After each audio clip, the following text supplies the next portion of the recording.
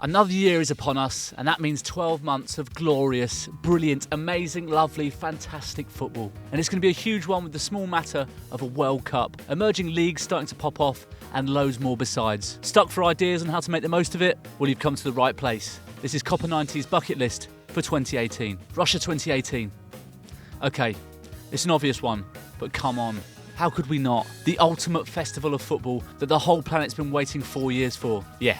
You should definitely get over to Russia if you can. What could be better than taking the Trans-Siberian Railway from one host city to another with fellow football fans from different nations, all on your way to a big World Cup match? Exactly. A lot of the press around the tournament might have been fear-mongering and negative, but don't let that put you off. It's the bloody World Cup, and Russia's going to be the place to be this summer. The Shanghai Derby. You might have heard about this, but just in case you've been living under a rock, Chinese football is big now, and it's only going one way, up. Take the most popular city in the world, pump a whole load of money into two Chinese Super League teams, and you'll soon find you've got a pretty interesting new rivalry on your hands. Shanghai Shenhua and Shanghai SIPG's rivalry might be a new one, but it's got off to an explosive start, and it's well worth checking out because this lot take their football seriously. If you're going to take a trip out east anytime soon, you do well to catch one of the league's most fiery games and an array of the best foreign and homegrown talent the country has to offer. The NUEVO ESTADIO AZUL. Venture to the sprawling metropolis of Mexico City.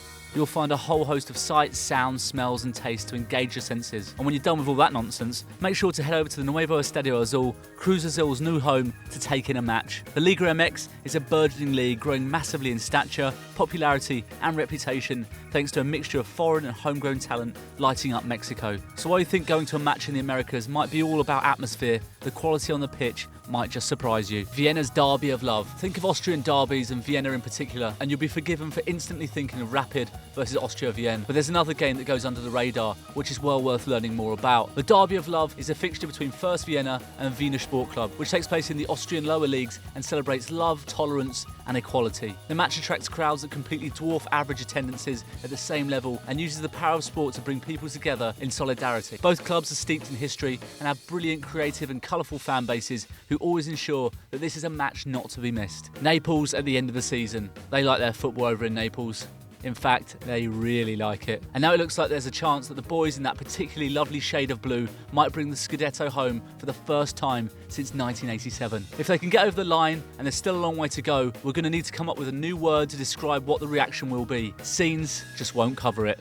New York might be the city that never sleeps, but Naples will give it a really good run for its money if the Partenopai can bring Serie A back down south, and it's quite possible Mount Vesuvius might actually explode. Big beers, big pizza, big football and big fun in the sun with Lorenzo, Dries, Marek and the lads. Brilliant. Spurs' new ground.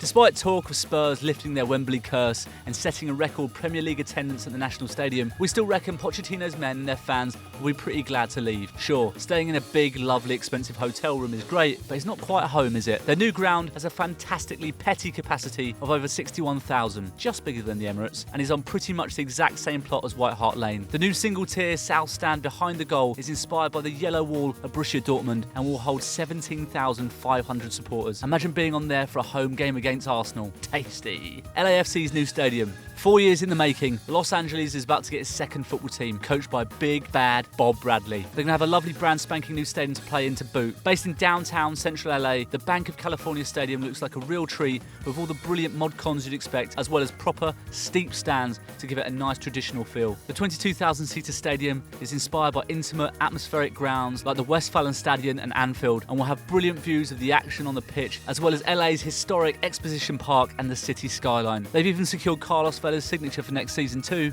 What's not to like? Gianluigi Buffon's last game. It's not every day you get to bid goodbye to a legend, and there won't be a dry eye in the house for Gianluigi Buffon's last game for Juventus, which will take place at the end of the season. Unless that is, Juve win the Champions League, in which case the veteran keeper will play on to compete in the Club World Cup. Please, please, please let this happen. There's a good chance you might have to do unspeakable things or take out a fresh overdraft to get a ticket for the one everyone wants to be at, and Gigi will probably go out with less fanfare than Francesco Totti, but this will be unmissable nonetheless. That was Copper 90's bucket list for 2018. Planning on doing any of these? Or got any other wild footballing adventures lined up for the new year? Let us know in the comments below, and don't forget to like, share and subscribe to Copper 90.